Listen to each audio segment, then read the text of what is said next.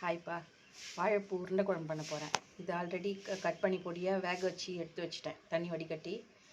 இது வந்து கடலைப்பருப்பு என்ன போட்டேன்னா, இப்போ மழை காலம் வர டக்குன்னு ஊறாது, அதனால் கொஞ்சம் வெந்நீர் வச்சு ஊற வச்சுட்டேன்.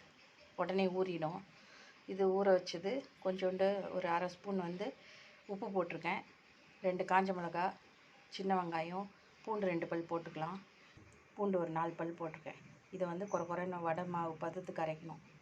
வாழைப்பூவோட இது கடலை மாவு போட்டுக்கிட்டோம், கடலைப்பருப்பு வடை மாவை. இதில் கொஞ்சம் வெங்காயமும் பச்சை மிளகாய் போட்டு 2 சோம்பு போட்டு நல்லா பிசைக்கலாம். எல்லாத்தையும் உருண்டை பிடிச்சி இட்லி பாத்திரத்தில் வேக வச்சிடலாம். வானல் வச்சு ஒரு 3 ஸ்பூன் எண்ணெய் விட்டுருக்கேன். சோம்பு போட்டு தாளிச்சிட்டு வெங்காயம், பச்சை மிளகாய், கருவேப்பிலை போட்டு தாளிச்சிடலாம். 2 பச்சை மிளகாய் நீல வாக்கில் கட் பண்ணி போட்டுருக்கேன். வெங்காயம் வதங்கிடுச்சு, தக்காளி போட்டுக்கலாம்.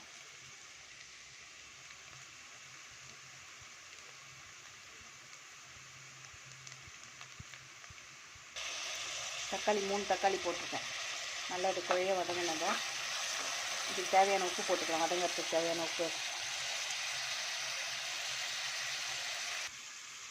உப்பு, மஞ்சள்தூள், இஞ்சி பூண்டு பேஸ்ட்டு இதெல்லாம் போட்டுக்கலாம். இதெல்லாம் பச்சை வாசனை போக வதக்கிட்டு கொஞ்சம் மிளகாய்த்தூள் போட்டுக்கலாம். மிளகாய்த்தூள் 2 ஸ்பூன் போட்டிருக்கேன். புளி கொஞ்சம் ஊற வச்சுருக்கேன், அதை கரைச்சி கொட்டிக்கலாம். அதில் குழம்புக்கு தேவையான புளி ஊற்றிட்டோம். மிக்சியில் பருப்பு அரைச்சி வச்சோம்ல, அதில் தண்ணி விட்டுருக்கேன், அதையும் இதில் கொட்டிக்கலாம். குழம்புக்கு தேவையான தண்ணி ஊற்றிக்கலாம்.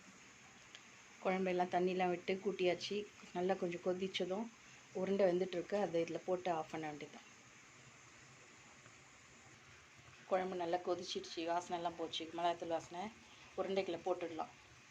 உருண்டையும் வெந்துடுச்சு. உருண்டைகளெல்லாம் இதில் போட்டேன். வாழைப்பூ உருண்டை எல்லாம் கொஞ்ச நேரம் இது வெந்ததும் ஆஃப் பண்ணிடலாம். வாழைப்பூ உருண்டை குழம்பு ரெடிப்பா. கொத்தமல்லி போட்டு ஆஃப் பண்ணிடலாம்.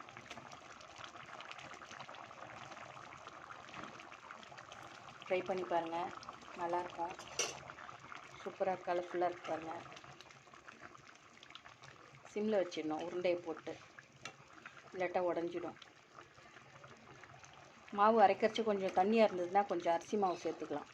அரிசி மாவோ கடலை மாவோ கொஞ்சம் சேர்த்துக்கிட்டோம்னா கொஞ்சம் க்ரிப்பு வரும். Okay, bye friends. அடுத்த வீடியோவில் பார்க்கலாம்.